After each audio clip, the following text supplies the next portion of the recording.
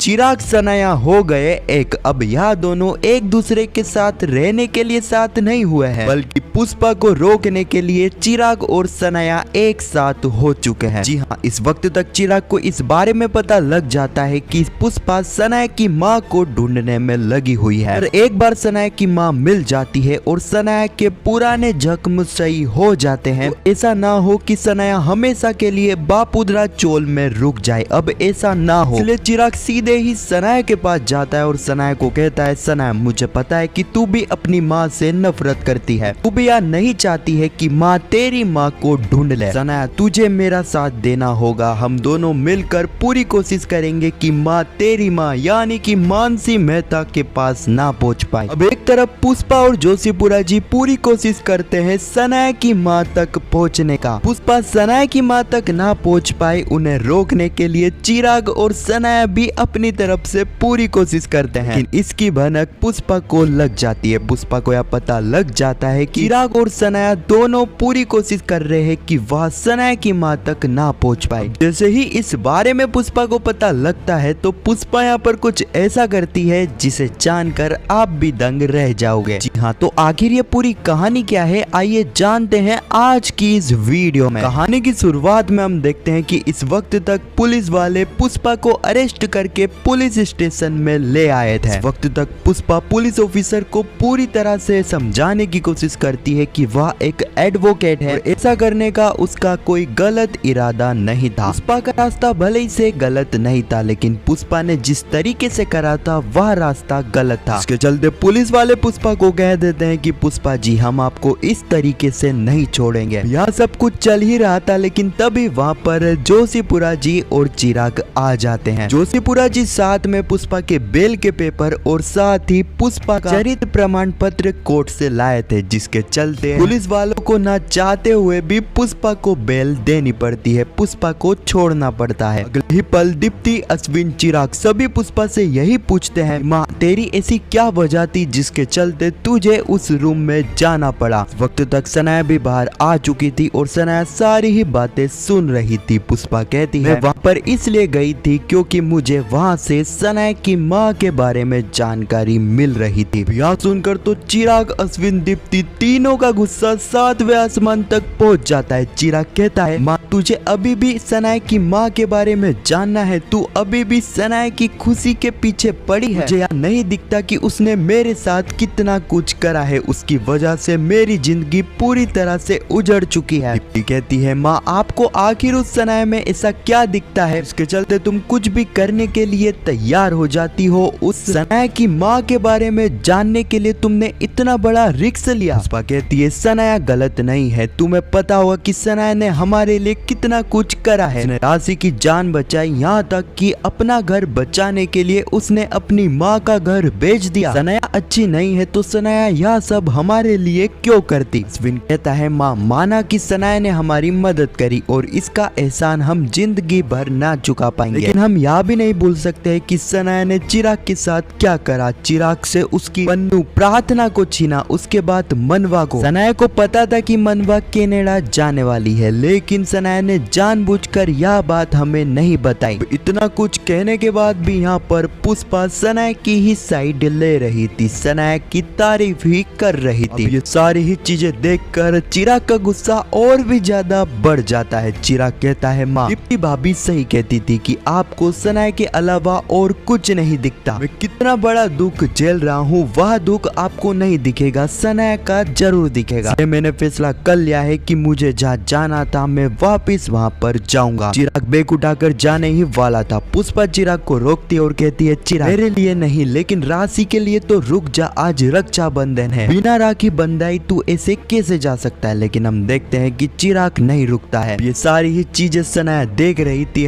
तभी हम देखते हैं कि सनाया सीधे ही चिराग के पीछे चिराग के पास जाती है और उसे कहती है चिराग तू मुझसे गुस्सा है, तू पुष्पा से गुस्सा है, लेकिन इस गुस्से के चलते तू राशि को सजा क्यों दे रहा है। राशि तुझे हर साल राखी बांधती है ना, तो इस साल उसे यह हक क्यों छीन रहा है। चिराग कहता है सनाया तू होती कौन है मुझे यह सब कुछ समझाने वाली। सनाया कहती है चिराग आज भी मैं तेरी पत्नी हूँ और मैं तुझे रोकने के लिए पूरी कोशिश करूंगी। इसके बाद भी चिराग नहीं मानता है। चिराग जाने ही वाला था लेकिन तभी यहाँ पर सनाया चिराग का हाथ पकड़कर मार्केट में चिल्लाती है, जिसके चलते चिराग को ना चाहते हुए भी सनाया की बात माननी पड़ती है। अगले ही पल हम देखते हैं कि राशिया सोच ही रही थी कि इस बार वह चिराग को राखी नहीं बांध पाएगी, लेकिन तभी हम देखते हैं कि सनाया चिराग को पकड़ कर ले आती है और उसे कहती है राशि नहीं, तू इस बार भी चिराग को राखी बांधेगी। सारी चीजें देखकर सभी के होश उड़ जाते हैं। अगले ही पल हम देखते हैं कि यहाँ पर राशि आखिरकार चिराग को राखी बांधकर रक्षा बंधन मना लेती है। अगले ही पल हम देखते हैं कि यहाँ पर बादशाह जो कि राखी लेकर सीधे ही सनाया के पास पहुंच चुका था। बादशाह कहता है कि सनाया अब यह राखी तुझे ही मुझे बांधनी पड़ेगी, तू मुझे राखी बांध दे। सनाया कहती है चिराग मैं तो यहाँ से सारे ही रिश्ते तोड़कर जा रही हूँ, ऐसे समय में तू मुझसे रिश्ता क्यों बना रहा है। लेकिन हम देखते हैं कि यहाँ पर बादशाह तब भी नहीं मानता है, जिसके चलते यहाँ पर सनाया को बादशाह को राखी बांधनी पड़ती है। बादशाह कहता है सनाया मैं भी तुझसे यह वादा करता हूँ कि मैं तुझे तेरा प्यार यानी कि चिराग को दिलवा कर रहूंगा। सनाया कहती है बादशाह ऐसा कुछ नहीं होगा, मैंने ही उम्मीद छोड़ दी है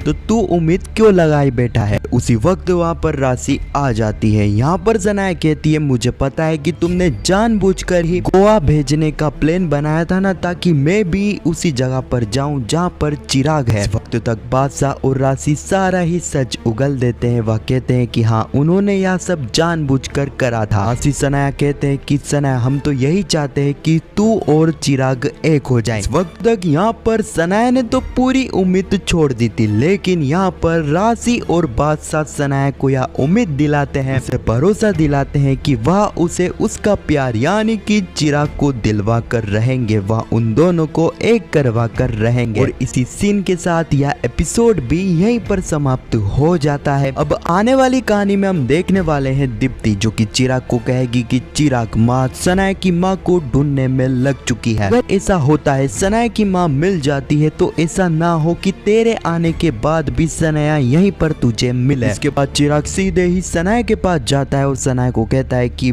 सनाया मेरी माँ तेरी माँ को ढूंढने में लगी है। सनाया कहती है कि चिराग मैं भी यह नहीं चाहती हूँ कि पुष्पा मेरी माँ तक पहुँच पाए। यहाँ पर चिराग और सनाया हाथ मिला लेते हैं और यह दोनों ही ठानते हैं कि वह पुष्पा को रोकने की पूरी कोशिश करेंगे। अब अगले ही पल हम देखते हैं कि यहाँ पर जोशीपुरा जी और सनाया की माँ का एड्रेस मिल जाता है, लेकिन वहाँ पर जाते हैं तो उन्हें पता चलता है कि सनाया की माँ पहले यहाँ पर रहती थी। यहाँ से जोशीपुरा जी और पुष्पा तो चली जाती है। अब अगले ही पल हम देखते हैं कि यह सब कुछ चिराग और सनाया की चाल थी। पुष्पा से पहले ही यह दोनों उस लोकेशन पर पहुंच चुके थे और उन्होंने ही उस आंटी को पुष्पा को सनाया की माँ की असली लोकेशन ना बताने के लिए कहा था और ऐसा ही उस आंटी ने करा था। यहाँ पर चिराग और सनाया जा ही रहे थे, लेकिन इन दोनों को यहाँ पर देख लेती है पुष्पा। पुष्पा को समझ में आ जाएगा चिराग और सनाया पूरी कोशिश कर रहे हैं कि वह सनाया की माँ तक ना पहुंच पाए। हाँ यही कुछ कहानी है जो कि आने वाले एपिसोड में हमें देखने को मिलेगी। खैर आपको यह वीडियो कैसी लगी कमेंट में जरूर बताना और पुष्पा इम्पॉसिबल के आने वाले एपिसोड की ऐसी वीडियो सबसे पहले देखने के लिए चैनल को सब्सक्राइब अवश्य करना। जब तक के लिए